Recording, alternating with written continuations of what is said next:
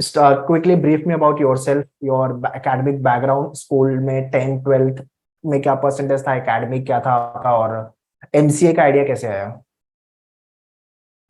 Sir 10th में तो 84% था। ओके। तब तो अच्छा परसेंटेज आया था। हम्म। बाद में 11 12th मैंने साइंस किया था। ओके। और 11 12th में नीट में उतना अच्छा स्कोर हुआ नहीं था। जो ओके। मैं नीट के लिए प्रिपेयर कर रहा था, मेरा मेन टारगेट वो था नीट। हम्म। बाद में उसके क्योंकि स्कोर नहीं आया नीट में, तो मुझे बीएससी लेना पड़ा। हम्म। और मैंने एक ईयर बीएससी किया था। ओके। उसके बाद मुझे क्योंकि ये कंप्यूटर में इंटरेस्ट था, हम्म। और ये मेरे हॉबी थी, तो मैंने ये साइड चुनी कि भाई ओके। बीसीए करते हैं। और हम्म। मेरे एक फ्रेंड ने सजेस्ट भी किया था, तो बाद में मैंने बीसीए लिया। पर हम्म। क्या कहते हैं, 3 साल के बाद मुझे ऐसा लग रहा था कि अभी और कुछ करना पड़ेगा, सिर्फ बीसीए के बेस पे नहीं होगा। हम्म। तभी मेरे फ्रेंड ने सजेस्ट किया कि भाई सीईटी की एग्जाम है, और अगर अच्छा स्कोर करोगे तो महाराष्ट्र में कोई अच्छी कॉलेज में अप्लाई कर सकते हो, तो अच्छा रहेगा आगे। Okay. Okay. Great. So finally सीटी की प्रिपरेशन हुई और 99.40 परसेंटाइल आ गया। Yes sir. सो अभी कौन सा कॉलेज देख रहे हो एडमिशन के लिए? पहले तो मुझे पता नहीं था, मैं वीजेटीए टारगेट कर रहा था कि अगर हो जाए, पर बाद में पता चला कि वीजेटीए में ओएमएस की सीट्स नहीं है। हम्म। इसलिए अब मैं सरदार पटेल टारगेट कर रहा हूँ, जो सेकंड नंबर का है मुंबई में। बाद में ओके। देखते हैं, और भी कॉलेजेस है। तो VIIT, SPIT, and then is SPU Pune is also there. उसके पास PCCO is also there in Pune, and then there is SIS, then Vivekananda college is हाँ आल्सो देयर। है ना? यही है टॉप 4 5। ओके, सो अपनी प्रिपरेशन जर्नी के बारे में थोड़ा एक्सप्लेन करो कि कैसे पढ़ाई की आपने, और क्या क्या हर्डल्स आए एंड उसको कैसे सॉल्व किया। सर, प्रिपरेशन जर्नी में ऐसा था कि यहाँ पे मैं जहाँ बीसीए कर रहा हूँ, हम्म। वहाँ पे थर्ड ईयर में ऐसा था कि हमारी कॉलेज ही बंद हो गई, मतलब स्टाफ पूरा निकल गया। क्यों? और हमें कहा गया कि भाई अगर अपने आप से कर सकते हो बीसीए थर्ड ईयर तो करो, वरना भाई कहीं और ट्रांसफर ले लो। कॉलेज तो शट वो हो तो, गया? हाँ, कॉलेज ही बंद हो गया? कॉलेज मतलब वो फील्ड बंद हो गई कि भाई आप ही लास्ट बेंच हो, अगर ट्रांसफर लेना है तो ले लो थर्ड ईयर में। और फिर थर्ड ईयर में थोड़ा थोड़ा एडमिशन का भी वो होता है कि भाई कहीं मिलता नहीं है, और सेट होने में भी टाइम लगता है, तो हमने सोचा कि हम अपने आप से ही करेंगे। ओके। तो वो एक साइड में चल रहा था अपने आप से। और ये जो प्रिपरेशन है वो मैंने बहुत लेट शुरू की, ओके। मतलब एग्जाम के 2 महीने पहले। हम्म। सो इतना कुछ एक्सपेक्टेड नहीं था। बाद में 1 महीना जब मैंने प्रिपरेशन की इसकी, तो जब ये सीईटी का एग्जाम था उसके ही आसपास मेरे ग्रेजुएशन के 6 सेम का एग्जाम था। ओके। सो थोड़ा ऐसा था कि भाई 1 महीना मैंने अपने आप से प्रिपरेशन की, हम्म। जितने सब्जेक्ट हो सकते थे मैंने किए। इंग्लिश किया, और बाद में लॉजिकल रीजनिंग किया। मैथ्स पे मैं उतना फोकस नहीं कर पाया। हम्म। ओके। और कंप्यूटर तो मेरे आता ही था, इसलिए मैंने उसमें कुछ ट्राई ही नहीं किया, फोकस ही नहीं किया। पर हम्म। बाद में जो 1 महीना था वो ऐसा था कि भाई मुझे लगा कि भाई अब पहले इसको प्रायोरिटी देता हूँ, हम्म। बीसीए की 6 सेम की एग्जाम को। तो हम्म। मैंने बाद में ये छोड़ दिया था प्रिपरेशन 1 महीना पूरा। ओके। लास्ट में मेरा फिक्स भी नहीं था कि मैं एग्जाम देने जाऊंगा या नहीं, सीईटी का। ओके। यस। तो इतना स्कोर कैसे आ गया? मतलब कोई सेक्शन डेफिनेटली अच्छा होगा, लॉजिक में काम किया होगा, इंग्लिश भी अच्छा रहा, मतलब मैथ्स अच्छा रहा होगा। ऐसा कुछ था कि कुछ सेक्शन मेरे पहले से अच्छे थे? सर, मैंने लॉजिकल रीजनिंग और इंग्लिश पे, वो थोड़े मेरे सब्जेक्ट, वो मुझे लग रहा था कि भाई पहले मैं इसको कवर करता हूँ, कि इसमें मैं स्कोर खींच सकता हूँ। इसलिए हम्म। जो 1 महीना मैंने प्रिपरेशन किया था वो वही 2 सब्जेक्ट मैंने खत्म किए थे। ओके। और कंप्यूटर के लिए मुझे कोई प्रिपरेशन की जरूरत थी नहीं, क्योंकि मैं बीसीए ऑलरेडी कर रहा था। और इस साल बस कंप्यूटर का मुझे सेक्शन भी इजी आया था। है। इस साल कंप्यूटर का पेपर भी इजी आया था। हाँ, कंप्यूटर का बहुत इजी आया था। हम्म। बस मुझे एक मैथ्स में वो था डाउट कि भाई मैथ्स मुझे, क्योंकि 11th 12th में भी मैथ्स नहीं था, ओ। 10th में लास्ट मैथ्स था। और फिर ग्रेजुएशन में मैथ्स था। ग्रेजुएशन में एक सेमेस्टर में आया था, वो भी कुछ खास नहीं था क्योंकि कोरोना के वजह से उसमें भी हो गया था वो सेमेस्टर में। नहीं नहीं, लेकिन आपका एक graduation compulsory subject, maths compulsory subject होना चाहिए ना, ट्वेल्थ में या तो हम्म। ग्रेजुएशन में, तभी आप एलिजिबल हो ना। हाँ, 12th के एक सेमेस्टर में था मैथ्स। ओके, ठीक है। तो मैथ्स वाज द प्रॉब्लम। हाँ, मैथ्स प्रॉब्लम था क्योंकि उसकी प्रैक्टिस भी मैंने उतनी नहीं की थी। सो एग्जाम के जो प्रिपरेशन में मेजर हडल्स जो था वो मैथ्स ही था, राइट। हाँ, और एक ये था कि भाई दोनों चीजें एक में साथ में कर रहा था। तो वो थोड़ा सा एक वो टेडियस था थोड़ा, ऑब्वियसली, दोनों चीज को बैलेंस करना। हाँ, दोनों चीजों को बैलेंस कर रहा था। तो इस पे थोड़ा सा, और डायरेक्शन भी एक था कि भाई एक प्रॉपर डायरेक्शन नहीं था, मैं अपने आप से चल रहा था। हम्म। ये हर्डल्स थे। प्रिपरेशन जर्नी में ऐसा आया कि यार अभी थोड़ा लग रहा है कि नहीं होगा, छोड़ देता हूँ, एक ही पे फोकस करता हूँ, ऐसा आया था सिचुएशन। उसमें ऐसा था कि एक महीना बाकी था, हम्म। तो मैंने सोचा कि भाई अब देखते हैं लास्ट में कितना होता है। हम्म। ओके। मैं एक्सपेक्ट कर रहा था कि एग्जाम थोड़ा और लेट आए, कि हम्म। मुझे वो सेमेस्टर एग्जाम और उसमें टाइम मिल जाए तो मैं फिर से वो रिवीजन करके प्रिपेयर कर सकूं।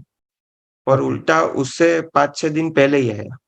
हम्म। तो मेरा ये भी फिक्स नहीं था कि एग्जाम देने जाऊं या नहीं जाऊं। ओके। 2 दिन पहले, क्योंकि हमारा सेंटर आया था गांधीनगर, ओके, अहमदाबाद।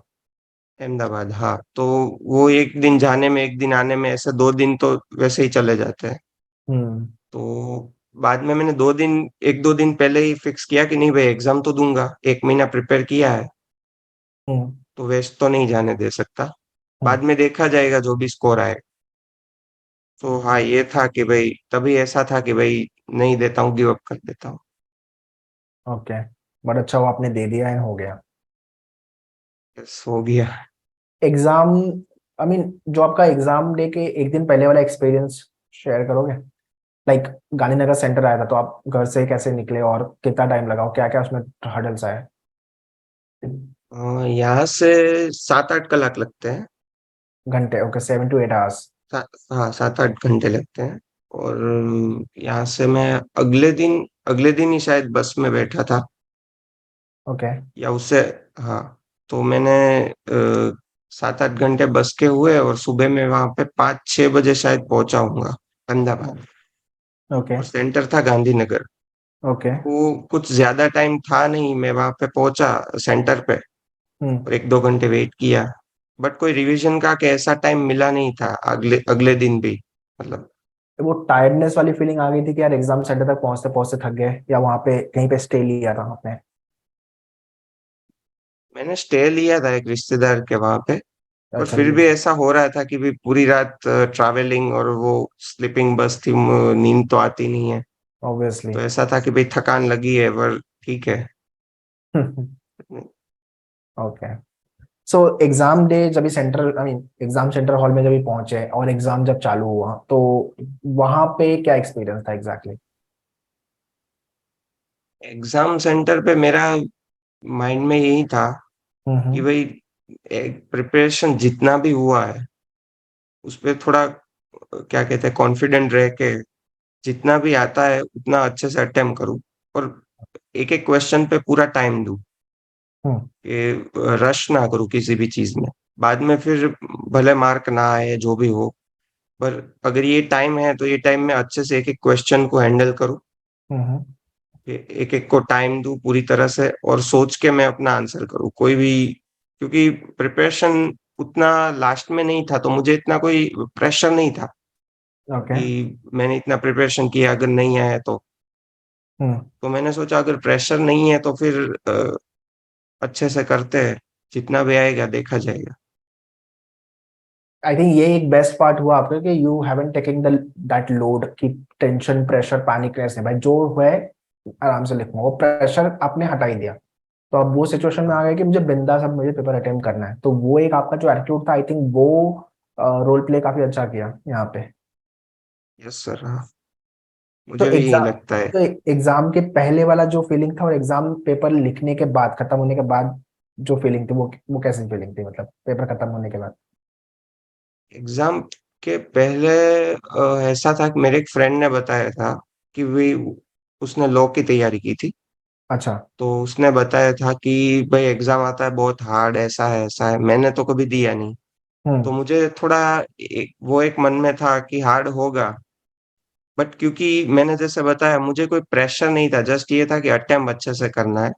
तो मैं ये देख रहा था कि मैं दूसरी कोई मिस्टेक ना करूं, कि हम्म। जिससे मेरा कोई क्या कहते हैं, पेपर में कुछ क्या कहते हैं, कैंसल हो जाए या कुछ भी। ओके। हम्म। हम्म। तो मैं वही देख रहा था कि ऐसी कोई मिस्टेक ना हो बस। और पेपर देने के बाद ये फीलिंग थी कि पेपर बहुत अच्छा गया था। पर ओके। मुझे उतना बिलीव नहीं हो रहा था। और हम्म। मेरा उस फ्रेंड से बाद में बात भी हुआ एग्जाम के बाद। ओके। तो उसने कहा पेपर कैसा गया, मैंने कहा अच्छा तो गया गया है, पर प्रिपरेशन नहीं है, तो मैं कॉन्फिडेंस से नहीं कह सकता कि भी मार्क भी अच्छे ही आएंगे। ओके। क्योंकि अभी लग रहा है कि शायद ये राइट आंसर है, ये राइट आंसर है, बट शायद रिजल्ट के वक्त पता चला कि भाई 50% गलत थे, क्या पता है।